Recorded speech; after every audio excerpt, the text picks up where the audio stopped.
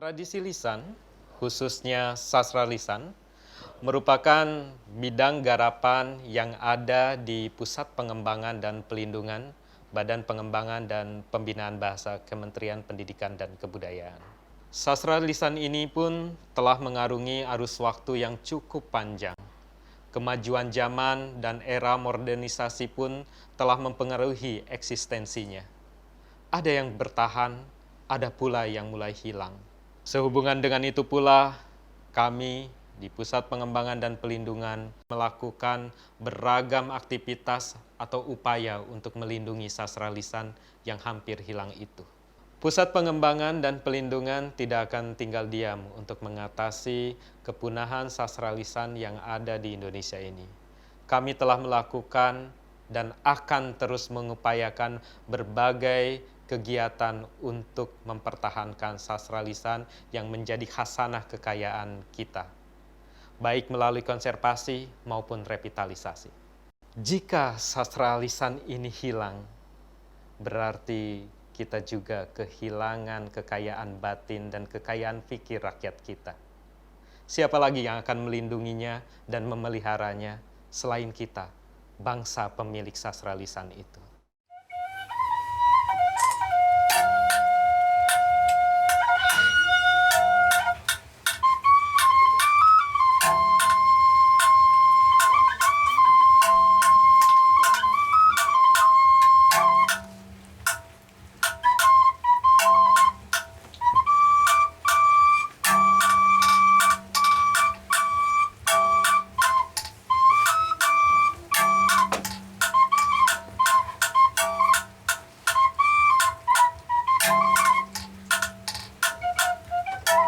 Sebagai satu warisan budaya tak benda, atau kita mengenalnya dengan oral tradition atau tradisi lisan, nuri-nuri merupakan warisan budaya milik masyarakat kita, khususnya dari Karo.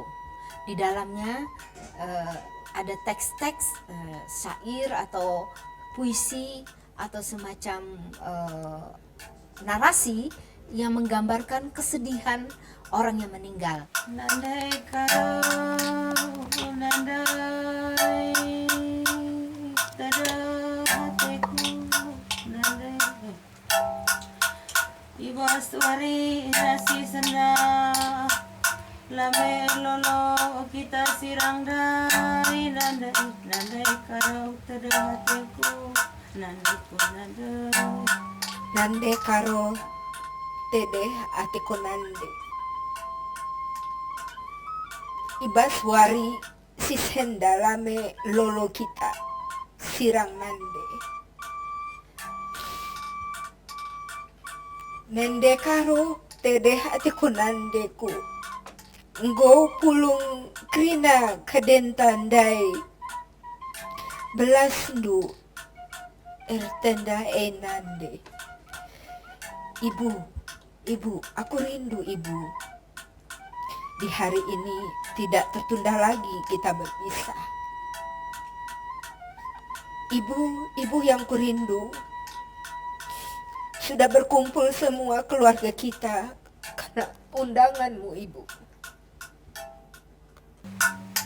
Nggo pulung krina kadai tanandai, bekas ndur tanahai, nandai karau.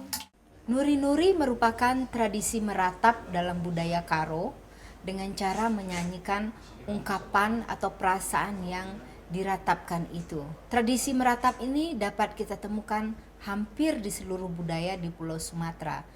Khusus di Karo, Sumatera Utara, nuri-nuri dinyanyikan oleh laki-laki maupun perempuan. Tetapi lebih sering perempuan yang menyanyikannya. Ratapan itu disampaikan dalam irama yang lembut dan dengan suara yang mendayu-dayu serta dalam irama yang tertentu. Terutama nuri-nuri dalam perkabungan atau nuri-nuri ceda ate. Dalam pelaksanaannya, nuri-nuri dapat dibedakan atas 4 jenis sesuai fungsi. Pertama, nuri-nuri ceda ate atau perkabungan. Nuri-nuri ceda ate adalah tradisi meratapi orang yang sudah meninggal. Isinya ungkapan belangsungkawa, nasihat untuk meneguhkan hati pihak keluarga yang ditinggalkan almarhum atau mengenang kebaikan orang yang sudah meninggal tersebut. Landai kalaku beluh walau-walau sanandai. Landai kalau, nandai nandai. Ajari kalaku nandai, nandai ku nandai. Go bagai. Nuri-nuri Ceda Ate juga dilakukan ketika menggali tulang belulang orang tua seperti nenek, kakek, ayah, dan ibu.